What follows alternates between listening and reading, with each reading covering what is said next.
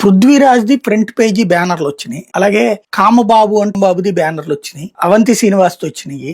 ఈనాడు జ్యోతి అరడజన్ మీడియాలో డిబేట్లు నడిచినాయి. కామాంధులు అది అన్నటువంటిది. ఇవాళ అరవ శ్రీనివాస్ ది అమ్మాయి వీడియోతో సహా రిలీజ్ చేసింది. ఈనాడులో ఫ్రంట్ పేజీలో ఎక్కడైనా కనబడిందా? కనబడదు. బ్యాక్ పేజీలో ఎక్కడైనా కనబడిందా? ఇది చూడండి. రైల్వే కోడూరు ఎమ్మెల్యేపై వచ్చిన ఆరోపణలపై సమగ్ర విచారణ, ఇదంతా దుష్ప్రచారం అంటూ ఆయన చెప్పారు. ఇది రాసుకొచ్చింది. అంటే వార్తలు వీళ్ళు నీచ పత్రిక, నీచాతి నీచ పత్రిక అనడానికి సాక్ష్యం. ఆంధ్రజ్యోతి సేమ్. ఎక్కడ ఫ్రంట్ పేజీ కనబడిందా?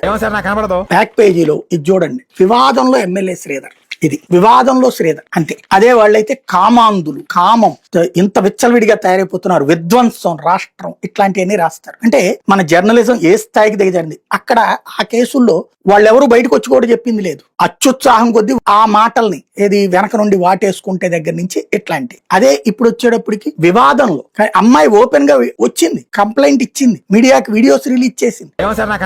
అయినా సరే డౌన్ ప్లే. అంటే మనకు కావలసిన వాళ్ళు అయితే గనక ఎంత పెద్ద తప్పు చేసినా సరే సమర్థించుకోద్దాం. అంటే మనకు వ్యతిరేకులు అయితే గనక ఎంత చిన్నదైనా హైలైట్ చేద్దాం. వీళ్ళ బుద్ధి అంతే. ఆ నీచ బుద్ధి, నీచాతి నీచ బుద్ధి పోదు. అర్రజన్ మీడియా కూడా సైలెంట్.